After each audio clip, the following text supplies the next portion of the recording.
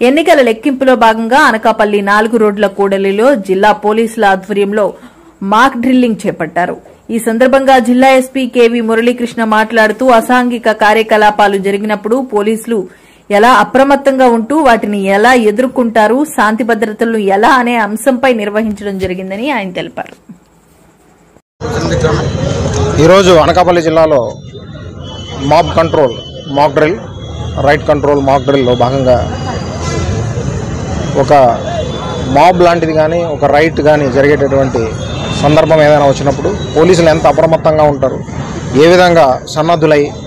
అలాంటి మాబ్ని చెదరగొట్టడంలో కానీ law and ఆర్డర్ని తిరిగి కంట్రోల్లోకి తెచ్చుకోవడం కానీ, అలాగే రైట్ జరిగేటటువంటి దాన్ని కంట్రోల్లో ఎలా చేసుకోవాలి అనేటటువంటి దాని మీద మాబ్ డ్రిల్ని ఈరోజు ఇక్కడ అనకాపల్లి జిల్లాలో 4 రోడ్ జంక్షన్ దగ్గర పోలీసు సిబ్బంది ఏఆర్ డిఎస్పీ గారు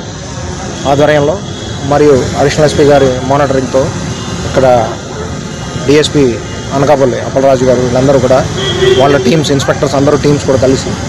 సిబ్బందితో అందరితో కూడా ప్రజలందరికీ కూడా అర్థమయ్యేటట్టు ఇక్కడ తెలియపరచడం అనేటువంటి జరిగింది.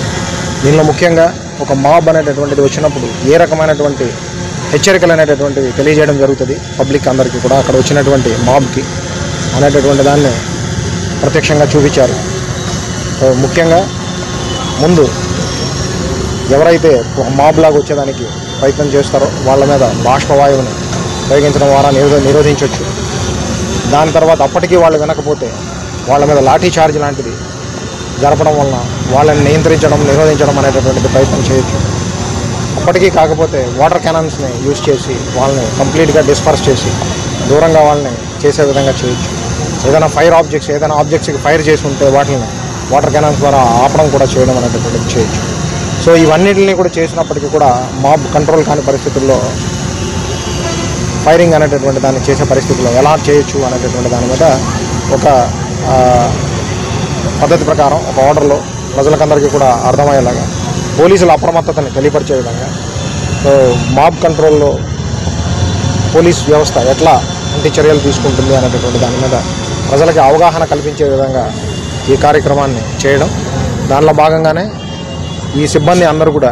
పూర్తిగా మమేకమై ఇక్కడ పోలీసు వారే దానికి ఒక మాబ్ లాగా కూడా తయారవడం, ప్రజలందరికీ ముందు అవగాహన కల్పిస్తూ మాబ్ కంట్రోల్ లాంటిది దీనిలో మాబ్ లాగా కానీ రాయట్ కానీ అట్లాంటి వాటికి జోలికి ప్రజలందరూ కూడా వెళ్ళకూడదని, అలాంటి చట్ట వ్యతిరేకమైన కార్యక్రమాల్లో ఎక్కడ కూడా ఎవరు భాగస్వాములు కాకూడదని, అలా భాగస్వాములు అయితే కఠినమైనటువంటి చర్యలు తీసుకునే దానిలో భాగంగా ముందుగా వాళ్ళని కంట్రోల్ చేయడానికి పోలీసు వారు తీసుకునేటటువంటి కఠినమైన చర్యలతో పాటు దీంతోపాటు చట్ట వ్యతిరేకంగా పాల్గొన్నందుకు కఠినమైనటువంటి చర్యల్లో భాగంగా సెక్షన్స్ ద్వారా కేసెస్ కూడా రిజిస్టర్ చేయబడతాయి అలాంటి వాటికి. సో దానివలన ఈ ముఖ్యంగా మోడల్ కోడ్ ఆఫ్ కాండక్ట్ ఉన్నప్పుడు, ఈసీఐ గైడ్లైన్స్ అనుసరించి వ్యవహరించాల్సినటువంటి పరిస్థితి ఉన్నప్పుడు, 144 సెక్షన్ ఉన్నప్పుడు దాన్ని వ్యతిరేకిస్తూ చట్టాలని ఉల్లంఘిస్తూ ఎవరైనా ప్రయత్నం చేస్తే, ఎవరైనా దానికి పాల్గొంటే, అలాంటి చట్ట వ్యతిరేకమైన కార్యక్రమాల్లో పాల్గొంటే కఠినమైనటువంటి చర్యలు తీసుకోవడం అనేది జరుగుతుంది అనేటటువంటిది వివిధ సందర్భాల్లో తెలియజేసినప్పటికీ ఒక మాబ్ ఆపరేషన్ రైట్గా ఎవరైనా మారితే ఎలాంటి కఠినంగా వ్యవహరిస్తారు పోలీస్ వ్యవస్థ అనేటటువంటి దాన్ని ప్రత్యక్షంగా మీ అందరికీ కూడా చూపించడం జరిగింది. మీ ద్వారా అనకాపల్లి జిల్లాలో ఉన్నటువంటి పబ్లిక్ అందరికీ కూడా అవగాహన కల్పించే విధంగా, అలాగే ప్రజలందరూ కూడా చట్టానికి లోబడి ఉండే విధంగా, ఎక్కడ కూడా ఒక మాబ్గా కానీ రైట్కి ప్రేరేపించే దిశగా వెళ్లకుండా ఉండే విధంగా అందరికీ కూడా అవగాహన కల్పించడం అనేది జరిగింది.